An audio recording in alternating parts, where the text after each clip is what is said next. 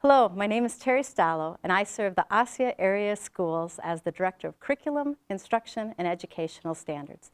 The purpose of this video is to provide information to our families and community about standards-based grading and reporting, which is being implemented across the district this year. This is the first year of a 3-year implementation plan. At the Osceola area schools, our mission is to inspire and prepare all students with the competence, courage, and confidence to achieve their dreams, contribute to community, and engage in a lifetime of learning. Our employees across the district work in collaboration with families and community to ensure that this mission is true for all 21,000 of our students, and we constantly seek ways to do this better.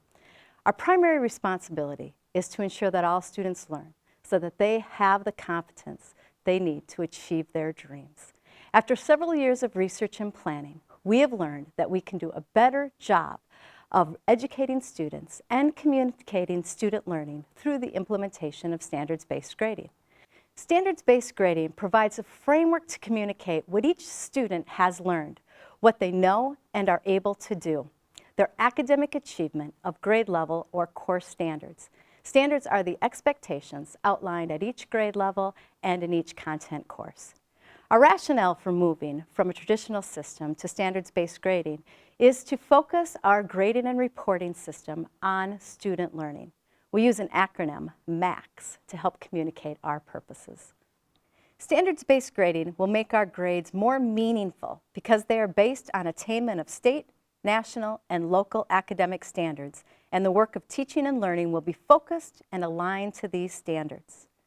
Standards-based grading will make our grading and reporting system more accurate because student performance will be measured by attainment of standards, not based on a curve or compared to the performance of other students.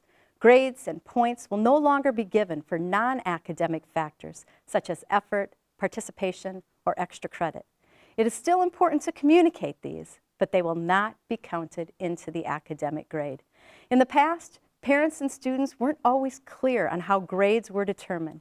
Standards-based grading will help alleviate any mystery or surprises around grading. Standards-based grading will make our grading and reporting system more consistent because teachers will determine clear, common, and agreed upon priority and reporting standards to be used district-wide. Teachers will be collectively developing common assessments and common proficiency criteria for assessments. And ultimately, standards-based grading is more supportive of student learning. Our goal is to make sure that students are engaged in their own learning, that they are the primary stakeholders in their education. We need to give them feedback about their learning and provide many opportunities for academic practice, which will inform next steps for teacher instruction and student learning, so that at the end of a unit or grading period, students have had enough support in the learning process that they can showcase evidence of their learning.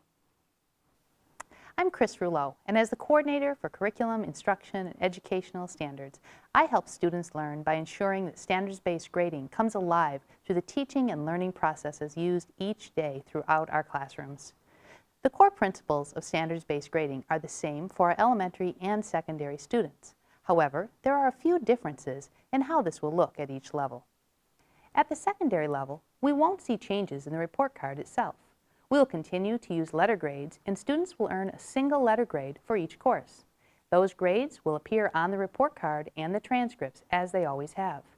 Grades will be determined based on student work that is aligned to the standards.